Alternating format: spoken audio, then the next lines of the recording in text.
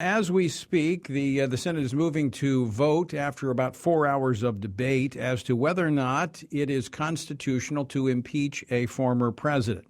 Really no guess as to how this vote may go along party lines. But here to talk about it, John Hines, D.C. Bureau Chief for One America News. John, welcome back to the program. Well, it's good to talk to you, Tony. It's a beautiful evening here in Washington, and there's a lot of news.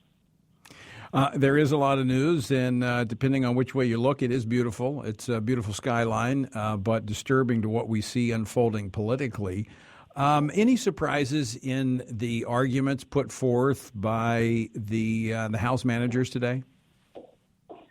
Well, I think that from what I gather, talking to lawmakers here on Capitol Hill, the Democrats need to do two things. Number one, just tactically, they're attempting to drive a wedge within the Republican Party to separate the Republican Party and take advantage of that dissension in the ranks, as it were. And hopefully they're trying to use this as a means to achieve that, this impeachment process. Secondarily, of course, also they're attempting to tie the Republican Party and President Trump to those awful events of the Capitol on January 6th, which I think are abhorrent to just about anybody who saw them. And so what I was surprised about today is the extent to which the Democratic impeachment managers seem to rely on attempting to appeal to an emotional sensibility of the senators in the chamber.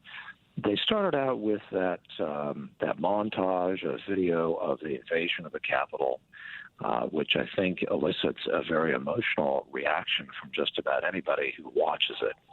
And then you had the speakers appealing to the emotion of the senators. For instance, the impeachment manager, Mr. Raskin, or Professor Raskin, actually teaches law at one of the law schools around here, was appealing in an emotional way, telling stories about his personal experiences on that day, which appeared to have been very traumatic, and trying to elicit what I thought would be an emotional response from some of the senators, which really is off point if you consider that the question really was, is it constitutional to be trying a former president in the chamber of the U.S. Senate? And so I felt like they missed an opportunity to really hammer away at this constitutional question, and I felt like perhaps they distracted away from that goal by appealing to the emotions of the jury rather than perhaps the facts at hand. But John, isn't that really what the Democratic Party does when it comes to almost everything? Policy, their argumentation, it is all based on emotionalism. There is no fact. Fact usually does not present itself. It's appealing to strictly emotion. Well, I guess you raise a good point, and I think that that's an observation that I've also made. It seems like oftentimes their arguments are emotional, and they do elicit an emotional response. I think that's one of the reasons why maybe this COVID aid package will get through the Senate, is because they're appealing to its passage on an emotional basis from a lot of people. But I'm not sure that's going to really... Yes. Yeah, I would hope that there's one place in America where people actually think using their head would be the United States Senate and not be driven by pure emotion. Ideally, that's correct. But you have to remember that this is the U.S. Senate. It is fundamentally a political body in its composition and its function. It's not a courtroom, and it's not governed by rules of judicial procedure. So I think that the Democratic managers realize that, and they're attempting to take advantage of that distinction, I think, perhaps here in this first day of arguments. We'll see how that unfolds tomorrow. I don't know how that will work tomorrow. I think that they need to stick more to the substance of the issues at hand rather than perhaps appealing to the emotions. And I imagine we'll see how effective they are here at the end of that vote as to whether or not they achieve their goals. Who knows? So, John Hines, does anyone really think they will meet the threshold for impeachment or conviction? What I think is interesting about that, and this was actually explained to me by a U.S. senator I was talking to about this, and he made the point that, yes, it's difficult to get to that two-thirds threshold, but there is, of course, first, as a practical matter, there's that question of witnesses that will come up sometime, I guess, Monday maybe, depending on how things go. That is only a nominal majority vote. And so depending upon whether or not the Democrats want to proceed, they can vote to call more witnesses.